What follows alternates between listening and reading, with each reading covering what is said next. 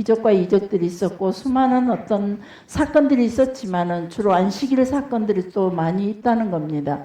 왜냐하면 안식일에 관해서 결국은 그 안식일로 통하여 일어나는 모든 사건들 속에 주님은 하시는 말씀이 뭐냐? 안식일의 주인은 나다는 거죠. 그리고 이 안식일 날 해야 할 일은 우리는 반드시 생명을 살리는 일을 해야 된다는 거죠. 우리에게 주어지는 조건들 중에 우리가 어떤 일을 할 것이냐, 나를 쾌하게 할 것이냐, 나 생명을 살리는 일이냐, 이들 중에 우리의 삶 속에서 둘 중에 길이 있다면 우리는 반드시 생명을 살리는 길을 선택해야 된다는 겁니다. 나를 쾌하게 하고 나를 안위하게 하는 그 길을 선택하기보다는 자, 그래서 안식일 사건이 늘 대두의 이제 문제의 이슈로 드러나게 됩니다. 그런 것들을 우리가 생각하면서 안식일 또 왜 그러냐, 왜 자꾸 이래 안식일 사건이 일어나느냐, 그리고 바리새인들과 끊임없이 바리새인들과 예수님과 대화 속, 서기관들과 율법사들과 대화 속에 보면은 끊임없이 예수님에게 문제를 제기합니다. 어떤 문제는 율법의 조항에 어긋나는 일이라는 거죠. 예수님과 예수님의 제자들이 하는 일이 율법의 조항에 어긋나는 일이라는 겁니다.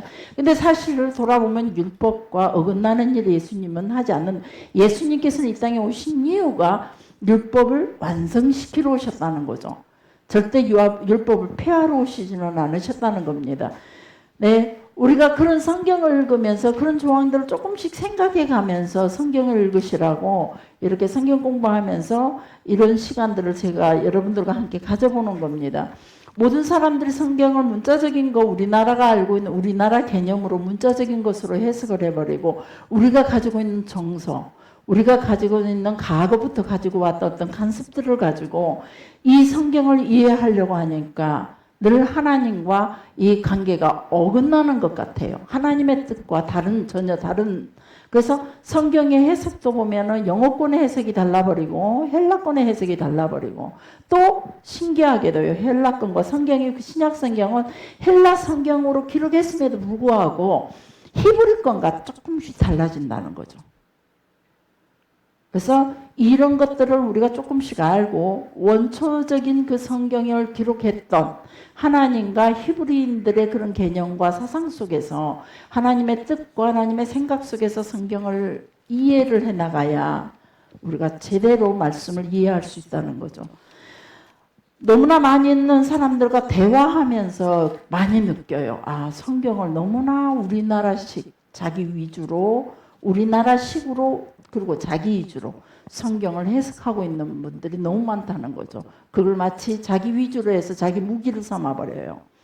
전에 한번 우리 집사님 한 분이 계셨는데, 그분이 지금은 전도사님 되셨어요. 얼마 전에도 전화 와가지고 했는데, 그분이 늘 교회 오면, 여러분 종종 들었을 거예요. 그분은 교회를 오면 최고 뒷자리에 앉아요. 그리고 입이 엄청 커요. 어떤 가수보다도 더 커요.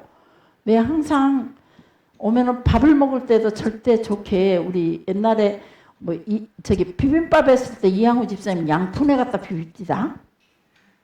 그것처럼 항상 그분은 이렇게 바가지에다가, 옛날이라 그때만 시절에도 바가지죠. 양푼이 아니고 바가지에다 밥을 비벼 잡수는데 얼마나 밥 숟가락이 큰지, 저는 그분과 밥을 먹을 때마다 놀래요. 가만히 쳐다봐요. 저 밥이 어떻게 한 수저가 저게 저 입으로 다 들어가지? 어떻게 입안에서 다 감춰지지? 막 이게 신기했어요. 근데 밥을 그렇게 많이 드셔요, 그 여자분이. 그러다 보니까 그분이 아이를 놓을 때 엄청난 변을 놓더라고요. 제가 그분 아이를 받으면서 제가 최고의 그런 변을 구경을 하고 그 향기를 맡으면서 하나님 앞에 기적을 체험했어요. 하나님이 정말로 그 냄새랑 향이 그 땅 이만큼 무덤을 쌓아놓는, 누워서 아이를 돌릴 때 무덤을 쌓아놓는 그걸 보면서 너무너무 괴로웠어요. 근데 괴로워하는 나를 딱 보더니 그 통증 중에도 아이를 돌리다가도 사모님 어떻게 해요? 이 말을 하는데, 이 말에 제가 완전히 정신을 차리고, 주여 내 코를 막으시고 내 입술 모든 걸 막아달라고 그랬어요. 내 토에 올라오는 연심 그걸 제가 삼켜버렸어요. 이 토에서 음식이 올라오는데 그걸 그 자리에서 삼켜버리고 하나님 제발 이 사람 편안하게 아이를 낳을 수 있게 해달라고 기도하면서 그때부터 변 냄새가 정말로 안 나요. 김이 모락모락 나면서 나는 그것이 싹 사라져 버렸어요. 그런데 이분이 뒤에서 항상 교회 뒷자리에 앉아요. 그러면서 한 번도 설교 말씀하실 때 내가 눈 뜨고 정신 차려 말씀을 들어본 적이 없어요. 어떤 꿈의 교회 어떤 여청년처럼 눈만 감으면 주님의 환상을 보고 주님의 음성을 듣기 위해서 설교 시간만 되면 목사님 설교는 듣기 싫은가 봐요. 주님의 음성을 들으려고 꿈속으로 들어가 버려요.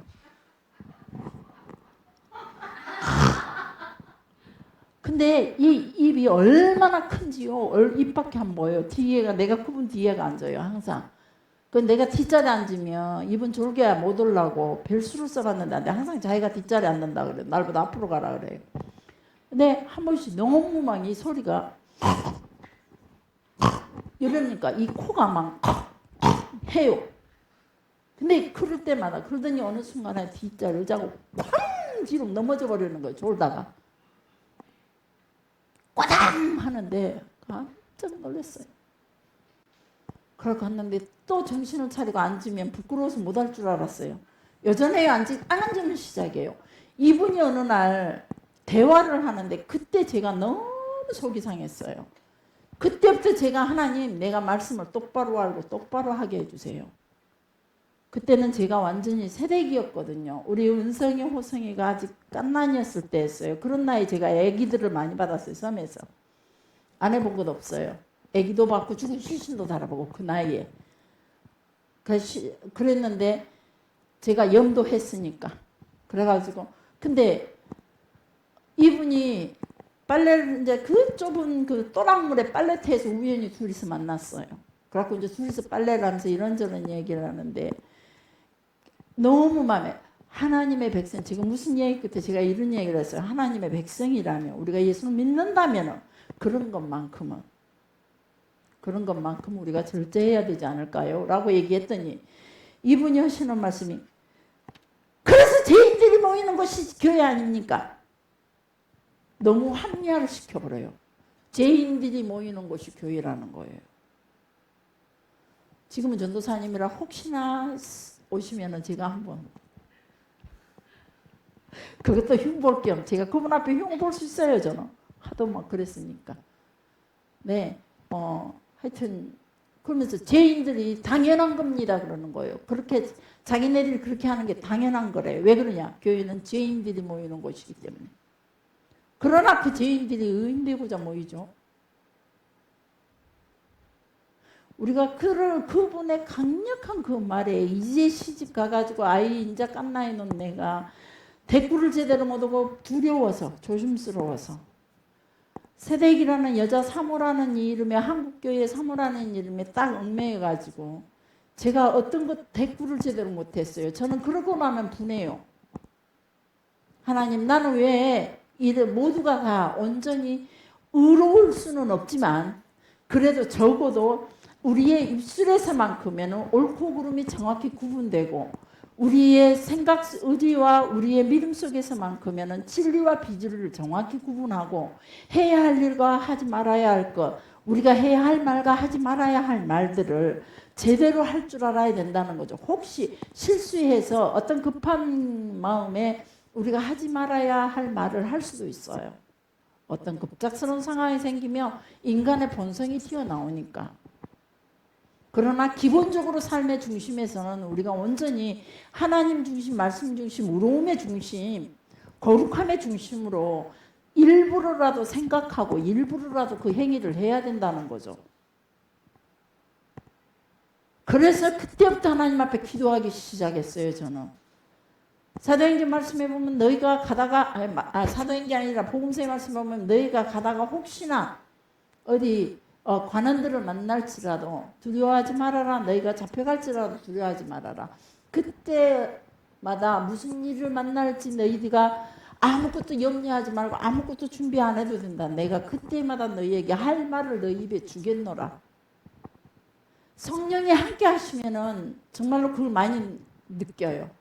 누군가가 찾아오면 사모님 상담하러 찾아갑니다. 그리고 예부에서 손님들이 오든지 우리 교인들이 올 때도 사모님 가도 되겠습니까? 라는 질문에 보면 뭔가 이유 있는 발걸음이구나 라고 생각하면 그때부터 저는 긴장이 돼요. 그래서 하나님 앞에 기도하기 시작해요. 하나님, 무엇 때문에 이분이 오실까요? 내가 어떻게 도와야 할까요? 라고 기도하면서 그럴 때마다 하나님께서 캄캄한 그냥 그런 기도만 하다가 손님을 맞이하게 되는데 맞이하면서 하나님께서 해야 할 말, 이런 말을 미리 생각하지 않아도 준비하지 않아도 그때그때 하나님께서 말씀 주셔서 그분이 충분히 동의할 수 있을 만큼 하나님께서 말씀을 주실 때가 많더라는 거죠. 그래서 우리는 늘 자세를 먼저 하나님 앞에 내가 어떻게 자세를 갖추냐가 중요하다라고 생각을 해요. 하나님을 더 알기 위하여, 하나님을 더 많이 알기 위하여. 결국 이스라엘 민족들이 하나님의 선택된 백성이었어요. 아담 때부터 쭉 자기들의 역사를 끌어내려오면서 아브라함 시대부터 완전히 하나님의 나라 민족 이스라엘이라는 이름으로 하나님 앞에 선민 사상으로 뭉쳐왔던 그들이 하나님 앞에서 그렇게 선민 사상으로 살아오면서 온전히 하나님의 백성이라고 말하면서 그렇게 살아왔지만은 하나님 은혜 가운데 하나님의 말씀이 자기네들이 장자의 민족이고 자기네들이 온전 자기들만이 하나님 국민이라고 우겨왔던 그들이 하나님의 말씀 앞에서 그들은 완전하게 자기 위주, 자기들 그 수많은 사건 사고들을 보게 보면은 전부 다 역사 속에서 쭉 창세기부터 계시록까지 쭉 읽어보면은 그 내용들이 전부 다 자기 위주예요. 자기 중심이에요. 하나님 중심으로 살아가지 못하고 있어요. 그래서 결국 그들이 찾아온 거는 뭐예요? 멸망이에요. 그때 선지자들로 통해 하나님께서 마지막 이스라엘 멸망을 바라보시면서 하나님께서 마지막 이스라엘 선지자들에게 하신 말씀이 뭐냐면은 너희들이 패망한 이유는, 너희들이 망한 이유는 뭐라고 그랬어요? 하나님을 알지 못해서라라고 말해요. 그래서 너는 너희 여호와를 알라. 힘써서 하나님을 알아라라고 말씀하셔요. 우리는 지금 이 시대에는요, 더 이스라엘 민족들은 그래도 기본적으로 토대가 기본적으로 율법 중심으로 돼 있어요.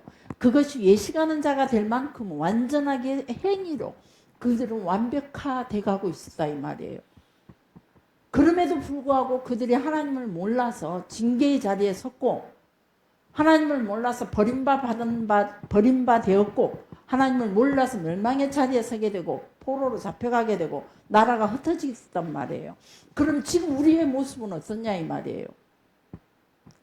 유대인의 모습에 비하면 우리는 정말로 요즘 옛날 수제말 요즘은 그런 말 안 쓰더라고요. 세 발의 피예요. 그들의 행위에 따라가며 믿음의 행위에 따라가 말씀 율법의 행위에 따라가며 우리는 아무것도 아니다 이 말이에요. 감히 그들 옆에 설 수 없을 만큼 그들의 거룩함의 흉내를 낼 수가 없고 그들의 교리의 흉내를 전혀 우리는 내지도 못해요. 그런 우리가 적어도 우리가 그렇다면 우리는 이방인으로서 하나님의 그 구별된 하나님의 나라 들어가기 위해서 얼마나 힘쓰고 애써야 되는지 우리의 전 삶을 다 옴싹 다 버리고 하나님께로 돌진하지 못한다 할지라도 모든 삶 속에서 하나님을 인정하면서 그분의 뜻을 따라 살기 위해서 발버둥을 치면서 적어도 그분이 어떤 분인지 나와 함께 하시는 하나님의 어떤 분인지를 알아야 될 거 아니에요. 적어도 교회의 지도자적인 위치에 있다며 교회에서 직분을 받았다며 교사들이요 직분자요 교회에서 기도하고 있는 사람들이라면 적어도 나의 하나님을 어떤 하나님인지 마이 가스펠 자기만의 복음이 분명하게 서 있어야 돼요. 근데 아직도 예수가 어떤 분이에요 물으면 막연하게 우리를 치료하시는 하나님 온전한 믿음에 사는 고백이 아니라 아주 막연하게 들어봤던 거 어떤 하나님이지? 그래서 우리가 지식으로 공부했던 그 하나님을 겨우겨우 찾아서 대답하는 하시는 분들을 보게 돼요. 그거 아니면 잘 모르겠어요. 잘 모르겠어요. 난 나의 하나님을 어떤 하나님이라고 고백할 수 있을까? 정말 저는 고백할 게 너무 많아요.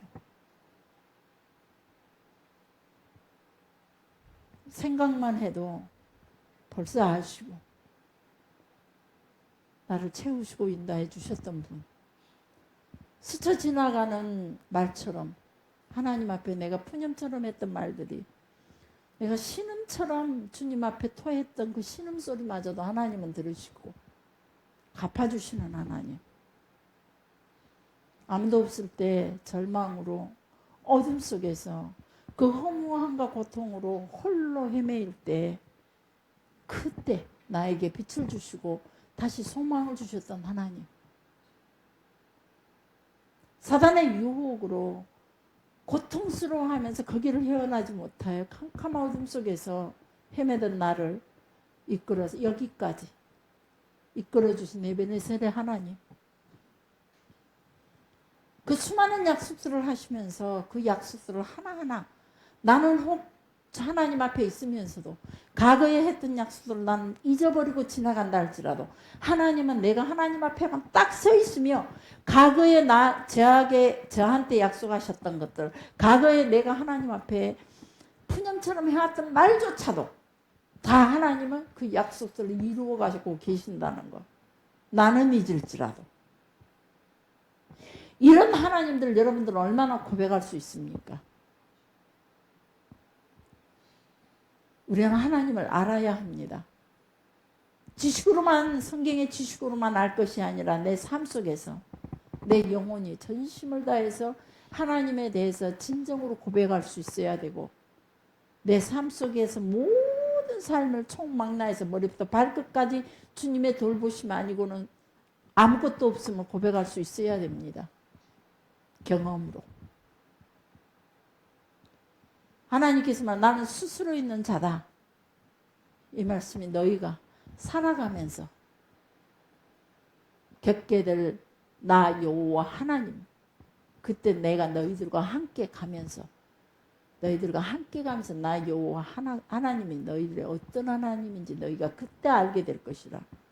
지금까지 예수를 믿으면서 살아오면서 여기까지 살아오면서 여러분이 저하고 그 하나님과 동행하는 삶의 연수가 서로 다르겠지만 살아오면서 살아계신 그 하나님을 여러분 삶 속에서 얼마나 경험하며 살아가고 있나요? 아직도 여전히 막연한 이방신을 섬기는 것처럼 막연한 어떤 신앙의 줄기를 붙잡고 여전히 헤매고 있나요? 성경을 읽으면서 성경 속에 있는 사건 하나하나가 내 사건이 돼야 된다는 겁니다. 나의 눈을 뜨게 하신 하나님. 이렇게 고백하니까 안경을 써도 오늘 완전히 성경이 안 보여요. 성경이 지금. 제가 노트 작성한 것도 안 보여버려요. 그래서 제가 계속 안경을 벗고 있었어요. 눈을 정화시키려고. 하도 맨날 이러고 뒤대보고 앉았으니까 눈이 이제 막 제발 좀 쉬게 해주라고 그래서 그럴 때마다 제가 옥상을 찾아가거든요. 가서 쉬줬어요. 근데도 반란을 일으키네요. 그래서 안 보여요. 그래서 제가 이 안경을 계속 안 쓰고 있었어요. 내 눈을 그래도 하나님께서 오늘 이 시간은 내 눈은 안 보일지라도 조그만의 희망을 가지며 그를 보게 될 것이라는 희망을 가지고 또 이 시간에 이렇게 시작을 하는 겁니다. 이 시간 나의 눈이 안 보일지라도 내가 말하는 입을 잃었을지라도 하나님 나와 함께 하시고 여러분과 함께 하고 계신다는 것. 자, 그런 것들을 통해서 우리가 반드시 성경 공부를 통해서 우리가 그냥 단 역사적으로 사건을 우리가 기억하고 가는 것이 아니라 그 사건들 속에서 하나님의 뜻을 분명히 알고 그 하나님을 나도 만나야 되겠다는 간절한 마음으로, 그리고 하나님을 안다는 것은 그냥 단순히 아는 것이 아니라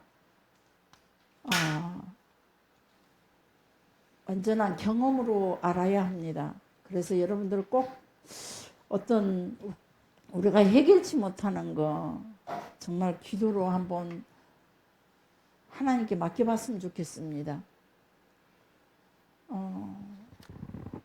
제가 오늘 또 여러분들을 위해서 기도하면서 그 마음이 너무 간절했어요. 하나님 앞에 기도로 맡겨봤으면 좋겠다. 꾸준히. 그럼 놀라운 은혜들이 있을 것인데, 우리가 말씀을 보고 성경을 환히 아는 것 같고, 내가 전문인이, 나의 일에 전문인이 되어서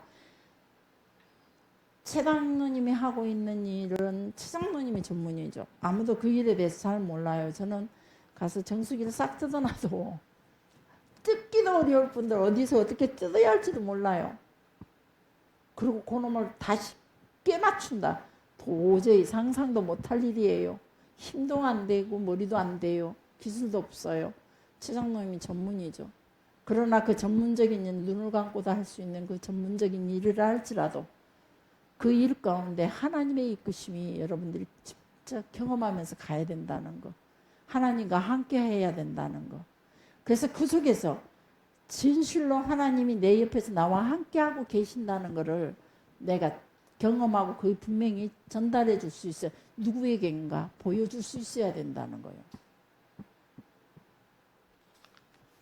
그러기 위해서 하나님을 알아가는 거죠.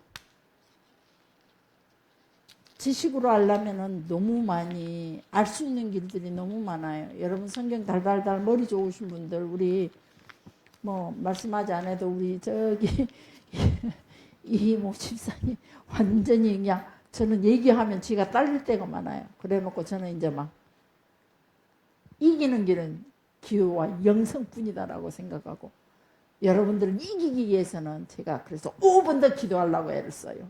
5분 더 일찍 와서 5분 더 기도하자. 그걸로 내가 이분들을 다 이기자. 뭐 이기자는 표현이 죄송합니다만은 제가 그렇게, 그래서 우리가 좀 여러분들이 전문적인 일이 충분히 눈 감고도 여러분들이 그냥 할 수 있는 일이라 할지라도 그 속에서 하나님을 알아가기 위해서 우리가 10분의 1 시간이라도 하나님 앞에 드려봤으면 좋겠다.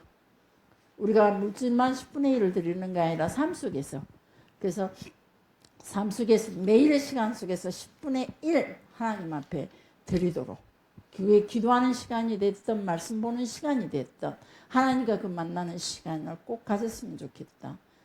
그래서 우리가 하나님께서 약속하신 것들을 이루기 위해서, 그걸 우리가 하나님과의 그런 관계가 없다면은 하나님께서 아무리 내가 전문적인 일이라 할지라도 내 눈을 가려버릴 때가 있더라고요. 사단이 가려버릴 때가 있고, 내가 판단을 잘못하게 만들 때가 있고, 오늘도 제가 뭔 일을 하면서 과한 일의 욕심으로 판단을 흐르게 하고 하나 일을 망쳐버린 게 있어요.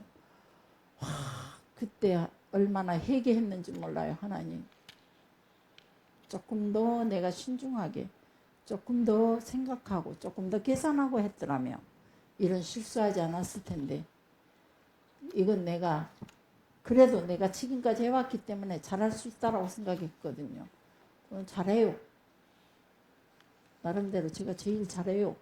그런데도 불구하고 그 일이, 그래서 그러면서 하나님께서 깨닫게 되는 것이 뭐냐면, 하나님 아는 길이라도 우리는 두드려가보고, 징검다리를 아는 길이라도 두들기고 그 징검다리를 건너라는 말이 있듯이 아는 길이라도 물어가야 되고, 아는 길이라도 두드려보고 가야 되고, 그러듯이 아는 길이라도, 내가 아는 전문적인 일이라 할지라도, 눈 감고도 할 수 있는 일이라 할지라도 절대 하나님을 전적으로 의뢰합시다. 다른 조건에서 훨씬 더 좋은 조건이 나를 기다리고 있는 것 같지만 그 길이 오히려 나를 죽이는 길이요, 나를 패망케 하는 길이 될 수가 있습니다. 사단의 유혹이 있기 때문에 끊임없이 사단은 우리를 유혹합니다. 그래서 우리가 하나님 앞에 조금 더 깊이 있게 엎드렸으면 좋겠습니다. 하루에 꼭 11조 시간을 하나님 앞에 드렸으면 좋겠습니다. 자, 그 다음에 그런 지난 주일에 그런 안식일 사건으로 통해서 문제들, 예수님의 제자들이 보리삭을 배가 고파 먹는 바람에 안식일 문제가 있어서 잠깐 그거 생각해 봤습니다. 그 다음에 누가복음 4장 31절로 가시면 됩니다. 누가복음 4장 31절부터 41절에 보면은 가버나움 갈릴리 지방입니다. 이 지역은. 자, 여기는 갈릴리 지역이라는 겁니다. 갈릴리 지역에서 계속 지금 이제 계속 갈릴리 지역에서 계속 예수님의 사역은 시작이 됩니다. 자, 갈릴리 지역에서 갈릴리 지방 가버나움 해당에서 더러운 귀신 들린 자를 고치십니다. 그리고 해당에서 가르치시고, 이 내용이 똑같이 마가복음 1장 29절부터 30절에도 나와 있습니다. 그리고 그 가버나움 해당에서 더러운 귀신들을 고치고 해당에서 가르치시고 나서 그 해당에서 나와서, 마가복음에서는 그 해당에서 나와서 베드로의 장모의 열병을 고칩니다. 그리고 밤새워서 여러 병자들을 고치는 사건들을 기록해주고 있습니다. 그 다음에 예수님은 어디로 가시냐? 누가복음 4장 44절 한번 보시기 바랍니다. 누가복음 4장 44절. 예수님은 매 순간마다 어떤 일들이 있을 때마다 예수님의 이런 모습을 볼 수가 있습니다. 누가복음 4장 44절.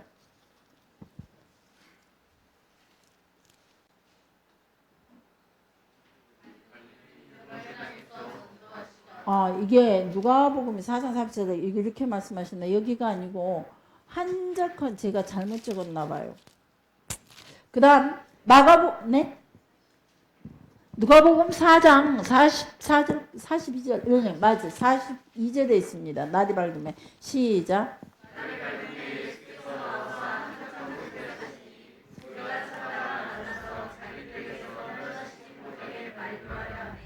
아멘. 누가복음 보니까 그 위에 온갖 병자들을 고치시고 베드로의 장모의 열병을 고치고 나서 밤새도록 하셨다 이 말이에요. 밤새도록 사역을 하시고 42절에 날이 밝으니까 예수님께서 나오사 한적한 곳으로 가셨다라고만 기록해주고 있습니다. 예수님이 왜 이 한적한 곳으로 가셨을까요? 그 다음에 마가복음 1장 35절로 가볼게요. 예수님은 늘 이렇게 한적한 곳을 찾아다니십니다.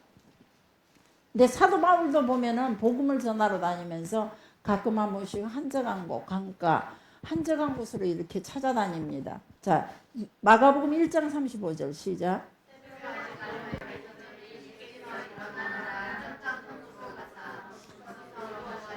아멘. 기도하러 다니신다는 거죠. 예수님도 충분하게 그 능력 자체이신데, 하나님의 아들로 신으로서의 충분하게 그 능력 자체이신데도 불구하고 그분도 사역을 하시고 기도하러 가고 사역하시고 기도하러 가고 꾸준히 한적한 곳으로 기도하는 곳을 찾고 있다 이 말이에요. 근데 우리가 무슨 배짱으로 하나님 앞에 주의 사역을 한다 하면서 우리가 우리에게 주신 기업들을 키워나가면서 우리의 자녀들을 키워나가면서 우리는 왜 기도하지 못하는 건지 꾸준히 기도해야 합니다. 우리에게 맡겨진 우리의 전 일생이 우리는 하나님께 받은 일단은 우리에게 주어지는 가족 공동체라는 거, 그리고 우리에게 주어진 기업, 우리의 자녀들, 그리고 우리의 생활 터전을 주신 이 생활 가운데 주신 직장이라든가 사업의 터전 이런 걸 놓고 일들을 열심히 할 수 있으나 그 하고 나서 반드시 우리는 기도의 자리를 가져야 된다는 겁니다.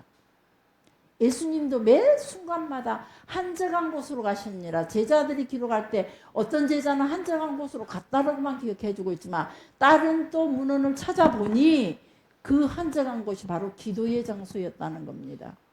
끊임없이 예수님이 이런 내용들이 예수님 홀로 한적한 곳에 있더라. 예수님 홀로 들로가 빈들에 가시니라. 빈들에 가신 이유는 기도하러 가시는 거예요. 광야로 가시니라. 이것도 기도하러 가시는 거예요. 그래서 끊임없이 예수님도 당신의 그 사역을 하시면서 꾸준히 기도의 장소를 찾습니다. 그걸 우리에게 본으로 보여주고 있는 거예요. 우리도 지극히 육체의 몸을 가진 우리, 지극히 죄의 근원에서 태어나서 죄된 육체의 몸을 덧입고 살아가는 하루하루의 삶이 죄 가운데 살아가고 있어요. 우리는. 그러면서도 우리가 왜 그리 하나님 만나는 것을 그렇게 어려워하는지 모르겠어요. 수없이 하나님은 나의 생명이요 나의 능력이요, 하나님은 다 이 세상에서 다 불가능한 일을 하나님도 하실 수 있다, 이거에는 전부 다 동의하잖아요. 동의하면서도 그 하나님 앞에 전적으로 나를 들여보지는 못한다 이 말이에요. 그 하나님 앞에 전적으로 내가 하지 못한 일, 아니 내가 할 수 있는 일을 할지라도 하나님 앞에 기도하면서 매달려 봐야 돼요. 매달린다는 표현이 그렇습니다. 하나님과 함께 하면서 하나님의 뜻을 누르면서 그 하나님께 나의 삶을 고할 수 있어야 돼요. 예수님은 하나님 자체예요.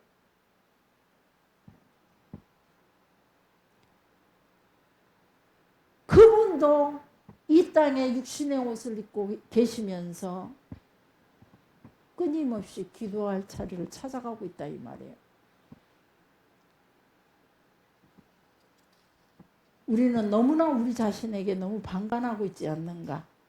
우리 자신을 나를 너무 많이 버려두고 있다는 거예요. 주일날 선포되어지는 말씀으로 보면 하나님께서 우리에게 생기를 불어넣었어요.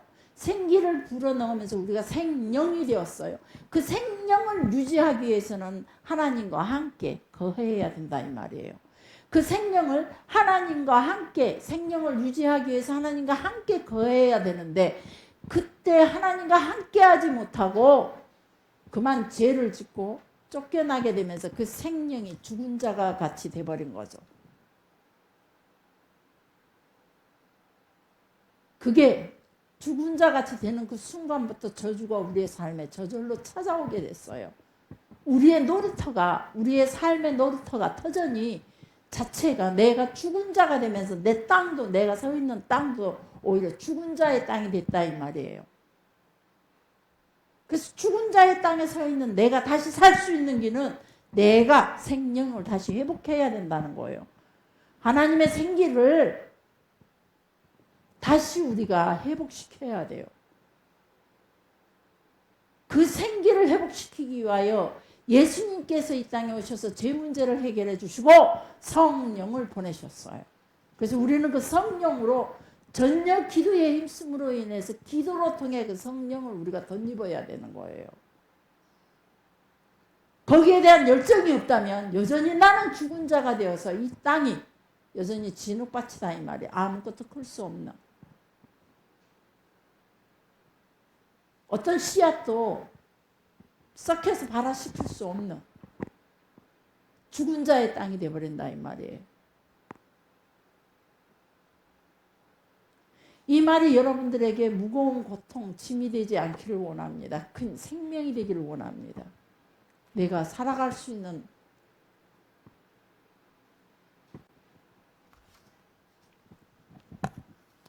한적한 곳으로, 그냥 제자들도 보니 한적한 곳으로 가셨다. 빈들로 가시니라.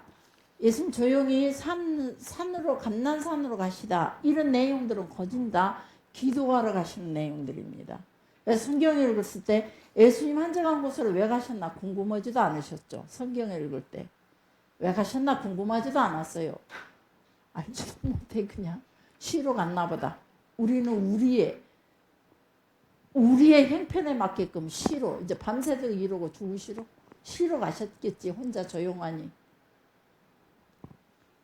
그래 이 제자들의 고백도 보면 기록해 놓은 것도 보면 이렇게 기록해 차이가 무엇일까라고 생각을 해봐요. 무엇일까? 어쩌면 혼자 가셨다는 거는 혼자 가셨다고 표현했어도 다 예수님이 기도하러 가셨다라고 알겠지라고 기록했을까? 아니면은 그 제자들도 그때 당시는 예수님이 밤새도록 일해서 혼자 쉬러 가셨다라고 생각하시고 이렇게 한적한 곳으로 홀로 가셨다라고 기록하셨을까? 그것도 궁금하더라고요. 그런데 성경을 사복음서로 섞어서 보니까 내용이 기도하러 가셨다라고 다른 제자들이 그걸 또 증언해주고 있더라 이 말이에요. 제 말이 아니라 그때 그 시간을 깨맞춰서 보니까 기도하러 가셨다라고 보고하는 그렇게 가르쳐주는 제자들이 있었더라 이 말이에요.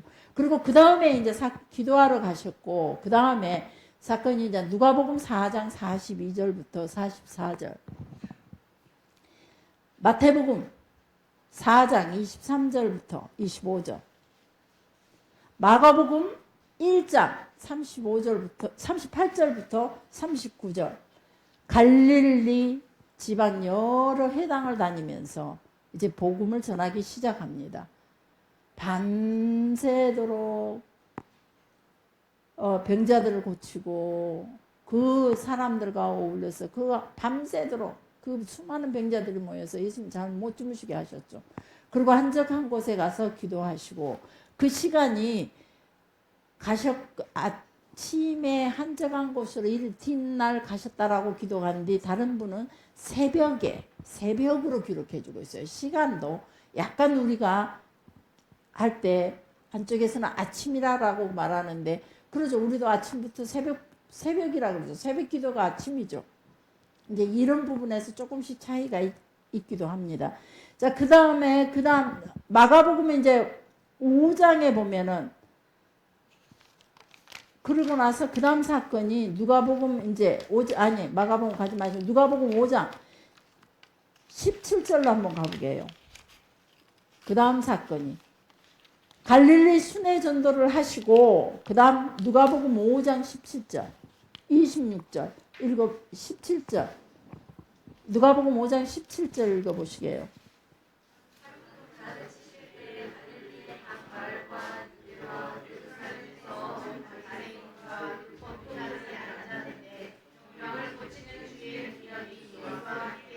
(18절)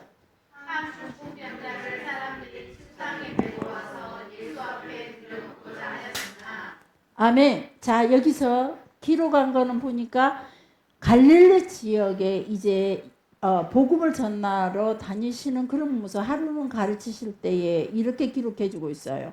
그러면 마가복음 2장으로 가보시게요. 마가복음 2장 3절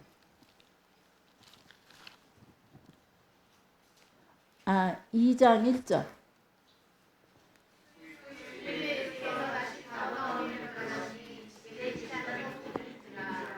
그 다음 2절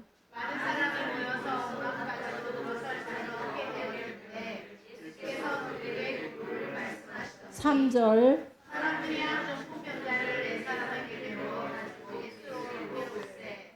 아멘. 자, 여기에서 보니까 같은 사건이죠. 중풍병자가 같은 사건인데 이 누가복음에서는 뭐라 했냐면은 전혀 다른 말씀이 없어요. 하루는 그냥 가르치실 때에 갈릴리 각 마을과 유대와 저 밑에 남쪽에 있는 유대에서도 예루살렘에서도 사람들이 많이 왔어요. 완 이야기 그리고 병 고치는 이야기를 그렇게 기록해주고 중풍병자 이야기를 해주고 있지만 마가복음으로 봤더니 똑같은 사건을 수일에 예수께서 다시 가버나움에 들어가시니 그랬어요. 가버나움에 들어가셔서 어디가 계셔요? 집에가 계시다는 소문. 가버나움에 집에 계신다는 거예요. 자, 여기서 우리가 지난번에 생각했는데 예수님이 성경에 보면은 우리가 얼른 읽어봤을 때에 나사렛에서 가버나움으로 이사하시니라 우리가 알고 있는 단어가 아무 데도 없어요. 그러나 유추해 보면서 여기서 예수님께서 그때 가버나움으로 가시니라 그때 나사렛에서 쫓겨나서 지금 가버나움으로 가셨어요. 그리고 가버나움에 집이 있어요. 그래서 이 종종 이제 성경 이때부터는 종종 가버나움 집에 계시다는 소문을 듣고 이런 글들이 종종 나올 거예요. 그러나 예수님이 가버나움에 이사하셨고 가버나움에가 예수님의 집이 가버나움에가 있었다라는 겁니다. 그래서 여기서 그런 그걸 보시고 또 마태복음 9장 1절에도 보면은 똑같은 사건이 나와요. 마태복음 9장 1절부터 12절까지.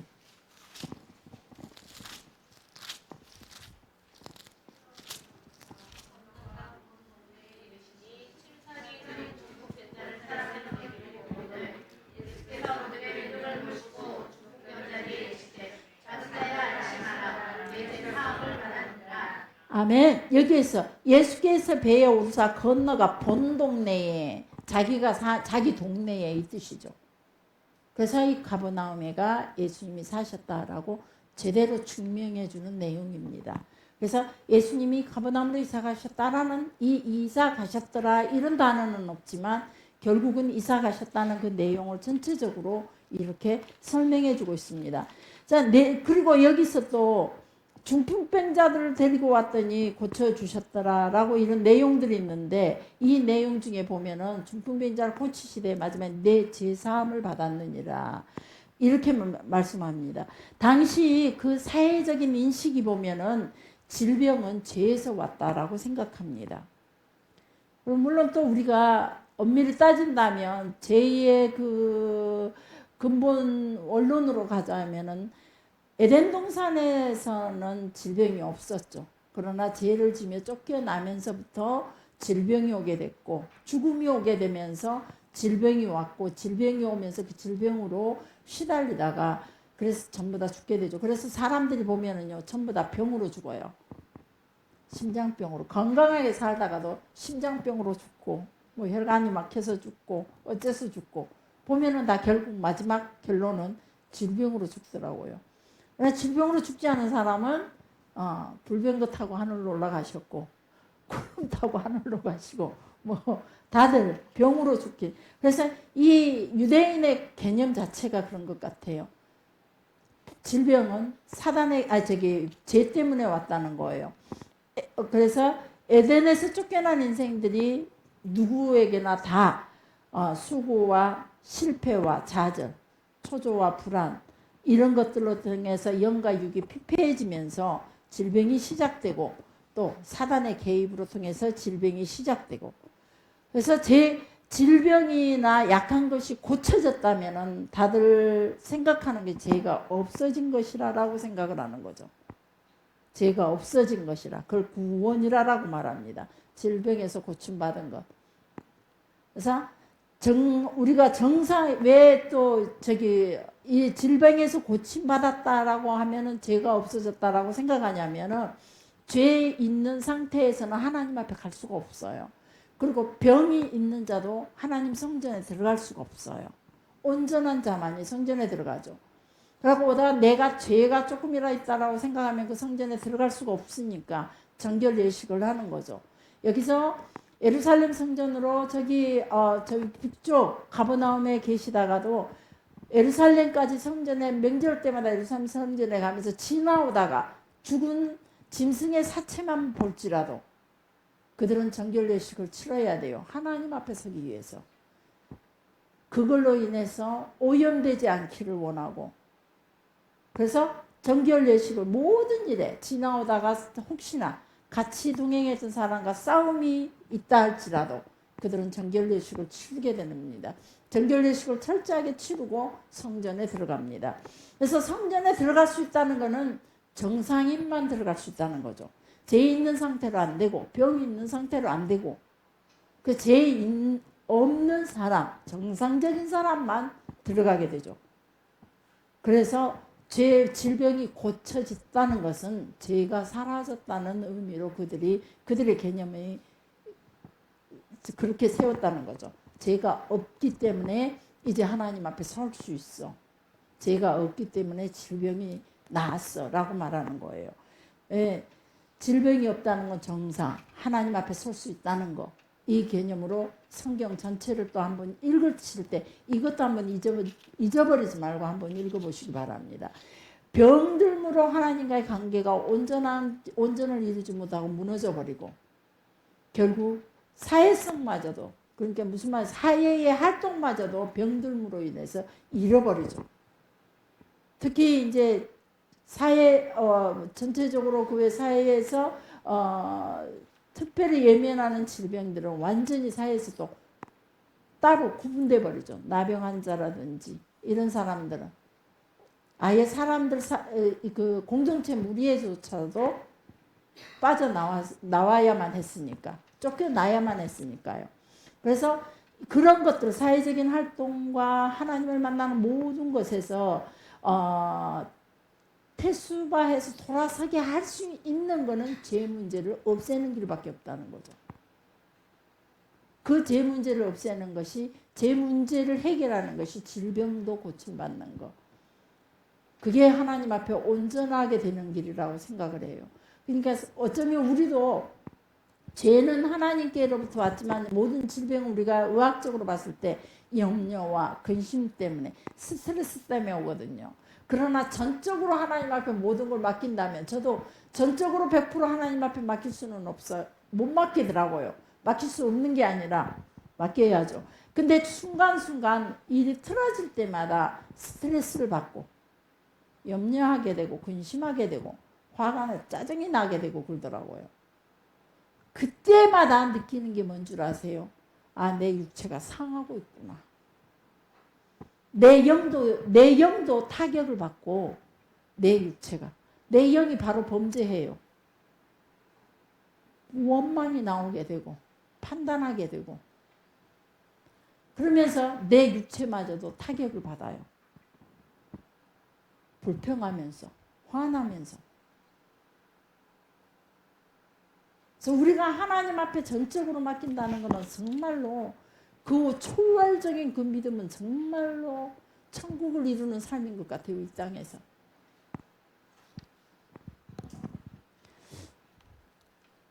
그래서 우리가 하나님과 함께하고 사람과 함께하는 그 회복을 위해서 우리는 철저하게 회개가 첫 단계가 돼야 된다는 거예요. 회개가. 그것이 사랑과 관계 회복이 30일이라는 기간을 주신 거예요. 하나님이. 그래서 화목제물로 통해서 사랑과 사랑 관계가 30일 동안 찾아가서 먼저 회개하고 이 원사 미안해요. 김 집사님 미안해요. 내가 지난번에 우리 부모님 거 여기 손에 끼쳤지 미안해. 이걸 먼저 전부 다 회개를 하고 30일 동안 기간을 주셨어요. 30일 동안. 그리고 나서 화목제물로 통해 같이 음식을 나누고 하나 되어서 그 다음에 하나님 앞에 나아가는 거예요. 그 다음이 사람과의 관계를 먼저 회복하고 하나님의 관계를 그 다음 회복하러 하나님 앞에 나가는 거죠. 그래서 너희가 예물을 드릴 때에 사람에게 무언가 얽히는 것, 맺힌 것이 있다면 예물을 그곳에 두고 가서 사람과의 관계 속을 먼저 풀고 형제와 관계를 먼저 풀고 용서와 사함의 관계를 먼저 갖고 그리고 그 예물을 가지고 하나님 앞에 나오라라고 마태 기자가 기록해 주고 있어요. 그래서 속죄제물로 통해 하나님과의 관계를 다시 회복시키고 하나님과 동행하는 삶이 이루어지는 거니까. 그래서 마태복음에 나오는 침상을 메고 왔던 그 중풍병자에게 소자야 안심하라 내 죄사함을 받았느니라 라고 말하고 있어요. 이것 가지고 또 문제가 되죠. 자, 그리고 또 우리가 한 가지 생각해 봐야 될 거 소자야라고 말합니다. 소자야 그는 단순한 아이로 우리가 말하는 건 아니라는 건 너무 잘 알죠. 단순한 어린 아이로 생각했다면 이 헬라어로 테크논이라는 단어를 썼을 거예요. 그리고 엘레드라는 히브리 언어도 단순히 어린아이라는 뜻을 가지고 있대요. 어린아이, 엘레드, 소자야라고 불렀다면 엘레드라는 단어를 히브리어로 선택했다면 어린아이라는 단어인데 여기서 예수님께서 대부분 소자라는 단어를 자주 쓰셔요. 자주 쓰시는데 그 쓰시는 단어가 분이라는 단어를 썼어요. 아, 부 할 때 부, 니, 어머니 할 때 니자. 제 발음이 정확하지 않으니까 제가 좀 더 분이라는 단어를 써요. 이 분이는 내 아들이라는 의미라는 거예요. 아들아 일어나라. 아들아 내 아들이라는 의미예요. 당시 일반적인 풍습과 일반적인 풍습과 사고 방식에서 사용하는 언어였다는 거죠. 그 언어가 분이라는 단어가 소자야. 이게 스승이 제자한테도 소자야. 나이 든 어른이 젊은 사람한테도 얘기할 때도 소자야. 그래서 내 딸아. 성경에도 보면은 나이 든 사람이 젊은 여인에게 말을 할 때도 내 딸아 이런 단어를 많이 쓰고 있잖아요. 그런 단어들이 우리가 조금씩 그런 것들은 알고 성경을 읽을 때 소자야 그러니까 아주 작은 자야. 너 그리고 너 뭐 말하자면 인생 중에서 가장 보잘것없는 인생으로 그렇게 보고 소자라는 단어를 그렇게 보는데 그게 아니라 내 아들아 이 뜻이라는 겁니다. 내 아들아. 테크논이 됐든 분위가 됐든 간에 어떤 단어를 사용했든지 간에 중풍병자는 절대 어린아이가 아니라는 거. 이거. 그래서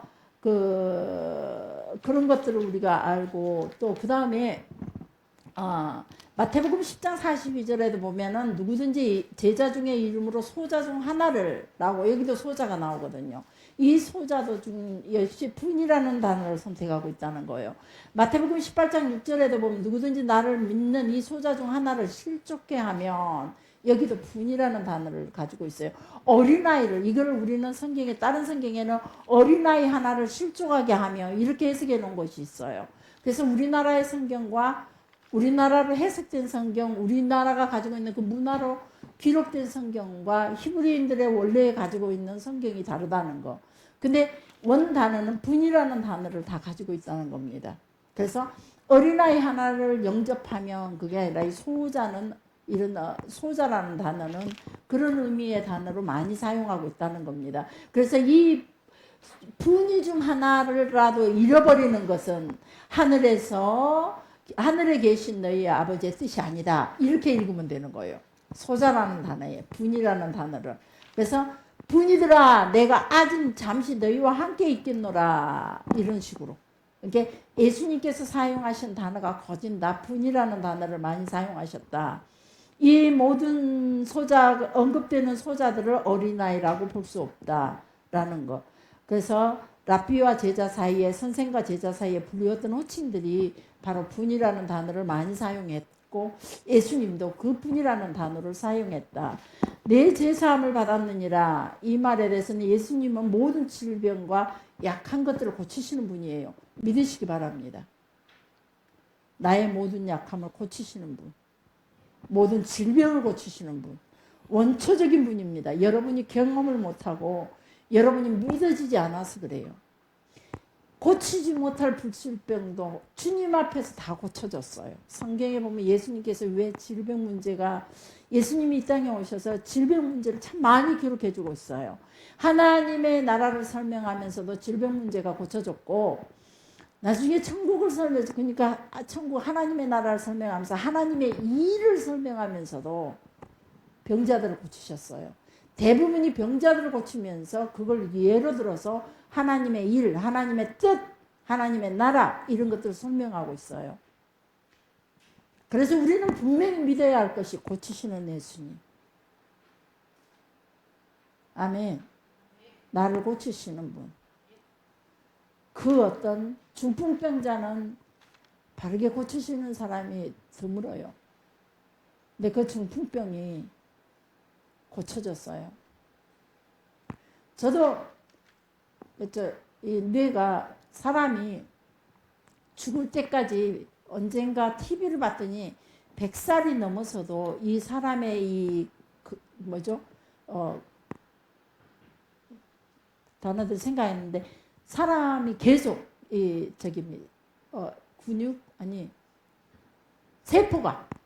세포가 계속 생성이 된대요. 100살이 넘어도.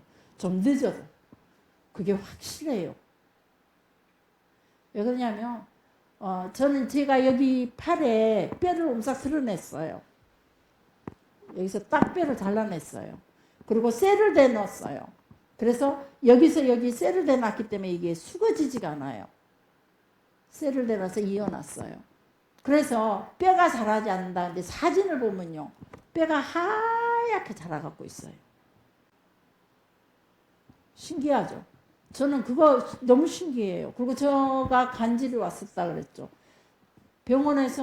플러스 병원에서 누워있는데 하루 저녁에 갑자기 근데 그때 사건이 좀 하나 있었어요.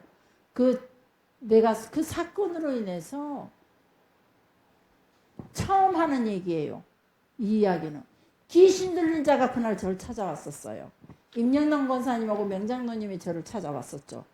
내가 이미 이제 뇌 출혈로 막 기어서 화장실 가고 그럴 때 명장로님하고 임영남 권사님이 수요일날 예배 마치고 저희 병원을 찾아와서 병원에 입원해 있는 나한테다가 보고 그러는 것 보고 막 간호사한테 급하게 연락을 해서 뭐 서울로 데리고 오라 서울로 보낸다 만다 영상 통화를 하고 난리가 났었어요. 그랬는데 그때 귀신 들린 사라가 엄마하고 딸이 찾아왔었어요. 그 병원에 있는 나한테. 이거 아무도 몰라요. 그래서 그 사람들하고 씨름을 좀 했어요. 그러고 나서 내 출혈이 있어버렸어요. 그 목사님한테도 그 얘기 안 했을 거예요. 했던가 모르겠어요. 그럼 뇌출혈이 왔어요. 공격으로 왔던 것 같아요. 지금 생각하면. 기도 받으러 온다고 왔었어요. 그 병원에 그 이제 뇌 수술하고 있는 나한테. 그래서 기도 못 해준다 그랬어요. 근데 기도해달래요. 근데 그때가 제가 가장 이제 뇌 수술 끝나고 서울에서 내려왔었잖아요. 그래갖고 거기서 입원해갖고 막 들어누이는 상황인데 3일 만에 내려와서 어려운 길 내려왔어요. 서울서 여기까지 내려오는 게. 근데 와가지고 기도 받으러 온 거예요. 그리고 나서 제가 거기에서 공격을 받은 것 같아요. 그래갖고 눈이 갑자기 흐려지기 시작하더니 구토가 나면서 앞에 아무것도 안 보이고 흐려 보면서 막 기어서 화장실 가고 토하고 난리가 났던 거예요. 뇌출혈이 그래갖고 일어났던 거죠. 그래가지고 뇌출혈이 일어나서 그 뒤로 이제 그 뇌출혈로 통해서 온 것이 간질이 와버렸죠. 그래서 병원에서 퇴원을 안 시켜줘요. 나는 괜찮은 것 같은데.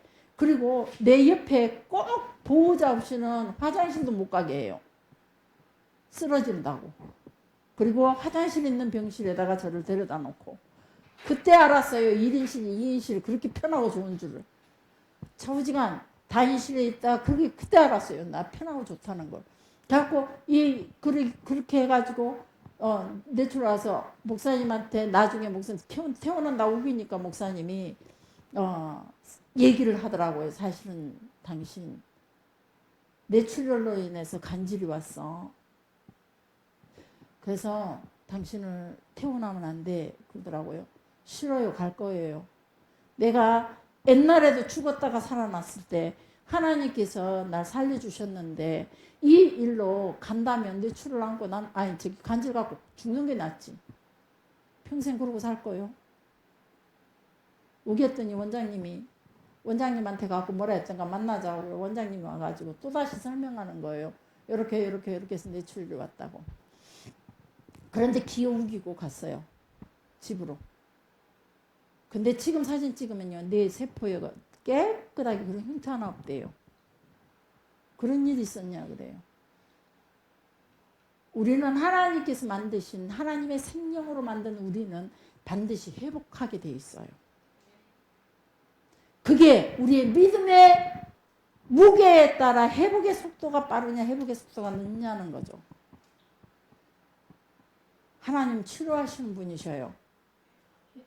나를 만드신 분이 나를 가장 치료 잘해요. 의사들도 내 말 듣고 알아들어요. 내 말 듣고도 다 모릅디다.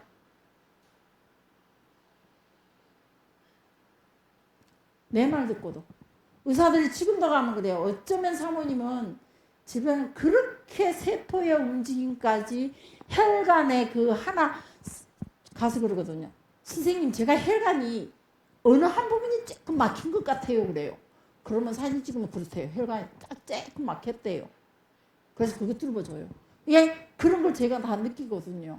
뭐 힘들다가도 버티다가도 목사님 아무래도 내가 숨을 쉬지를 않을 것 같아요. 못 쉴 것 같아요. 혈관이 막힌 것 같아요. 그러고 병원에 갔어요. 그랬더니 혈관이 막혔대요. 그럼 뭐라 그러죠? 뭐라 그러던데 그렇다고 병명을 뭐라 하던데 내 인색이라고 합니다. 감사합니다. 똑똑한 사람들이 있어갖고 제가 정중히 줘도 돼요. 어찌됐든 간에 그 모든 거 치료하시는 분은 하나님이셔요. 하나님이 계시다는 거. 난 내가 왜 이렇게 대담해졌을까? 나같이 그렇게 숙맥이고 진짜 말하지 못하고 일밖에 할 줄 모르고 따질 줄 모르고 그렇게 억울해도 그대로 맞고 살았지 전혀 내 뜻을 드러내지 못했던 내가 어쩌다가 이 자리까지 왔을까라고 생각해보면 하나님 때문이라는 거예요. 하나님이 나와 함께 하신다는 확신. 그리고 하나님이 내게 원하시는 게 어떤 거라는 거 이거 분명하기 때문에 상황이 어떻든 모든 사람들이 나를 손가락질한다 할지라도 하나님은 그곳에서 내게 충성하라 하셨어요. 그곳이 진흙밭 시대에서 아무것도 할 수 없는 그 자리라도 하나님께 그곳에 씨를 뿌리라고 하면 씨를 뿌려야죠.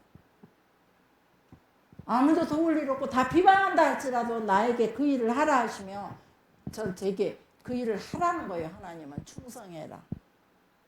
충성해라. 이 하나님이 나와 함께 하시기에 여러분 앞에 더 담대할 수 있었고 많은 사람 앞에 담대할 수 있다는 거예요. 전 절대 이런 모습이 아니었거든요.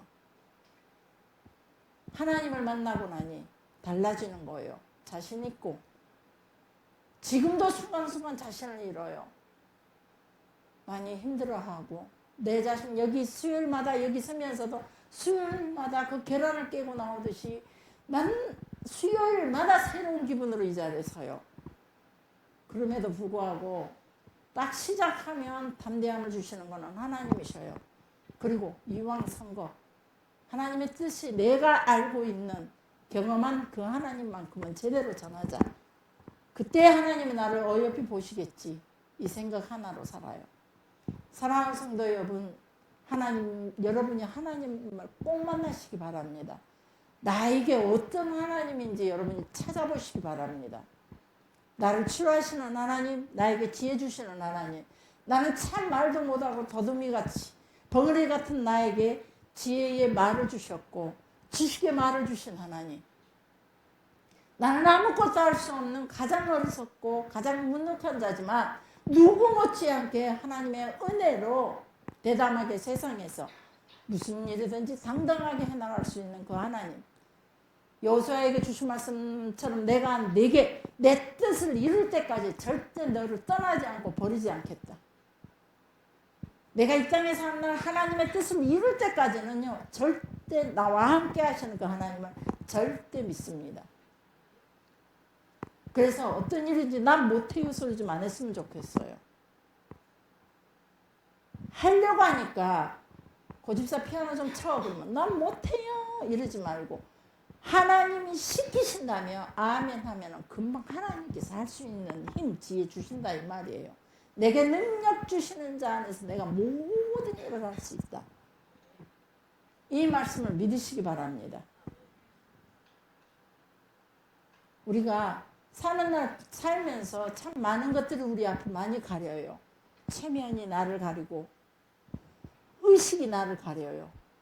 나의 의식이 너무 강해서 이러면 이 권사가 뭐라 생각할까? 이런 보니가 뭐라 생각할까? 이게요, 체면과 의식이잖아요. 이게 나를 하나님을 만나지 못하게 하는 조건이 되어버려요.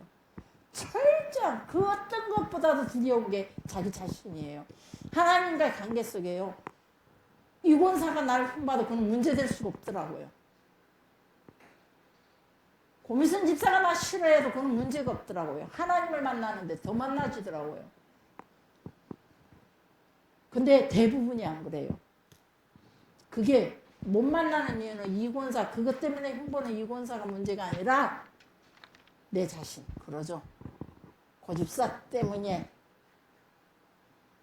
고집사 때문에 고집사는 하나님을 못 만나는 거죠. 우리는 그게 누구 탓이 아니에요. 내가 하나님 앞에 더 겸손히, 더 가까이 열정을 가지고 내가 만나야 할 하나님은 어떤 모습일까? 나를 만나시고자 하나님은 어떤 모습으로 내게 오실까? 내 삶 속에 어느 순간에 하나님이 나에게 개입해서 들어오실지, 나의 어떤 상황 가운데서 하나님이 어떤 모습으로 짠하고 나타나서 내가 너를 도와줄게 하고 쫙 그 문제를 해결해 주실지, 우리 이걸 기대하시자고요. 기대하고 그 하나님과 함께 해야 돼요. 기대하는 것만큼 하나님과 함께 합시다. 그러기 위해서는 꾸준히 내가 하나님의 뜻을, 하나님의 섭리를, 하나님의 신호를 알기 위해서 꾸준히 영성의 길을 놓치지 않아야 돼요. 기도를 놓치지 맙시다. 결국은 한 얘기예요. 자, 옆에 사람들한테 기도도 놓치지 맙시다. 기도 좀 소홀히 하지 맙시다. 저기서 요리 왔다가 요리 가야 되죠, 집으로. 완전히 이렇게 그러더라도 시간 되면 새벽 예배 못 나오면 퇴근 전에 와 기도하고 가시오. 어? 퇴근 전에. 아니면 출근을 조금 더 앞당겨 봅시다. 알았어, 새벽 기도 나올게 나 말 안 할게. 네. 그래서 새벽 기도 나올게 말 안 할게. 네. 한번 해봅시다. 집사님 오고 가면서 시간 나는 대로 기도합시다. 아멘. 아멘. 이름까지 부르랬더니 아멘 얼른 해버리네요. 이름 부르지 말으라고. 우리 기도로 삽시다. 기도로 하나님 만납시다. 내가 만나는 하나님은 이원사의 하나님보다 더 커. 그건 내 믿음이에요. 내가 만나는 하나님은 김준기 집사님 하나님보다 더 능력이 있어요. 똑같은 하나님인데도 내 믿음에 내가 하나님 앞에 어떻게 서느냐에 따라 그 하나님의 모습이 달라지는 거예요. 그게 믿음이에요. 믿음을 가집시다. 기도하겠습니다. 살아계신 아버지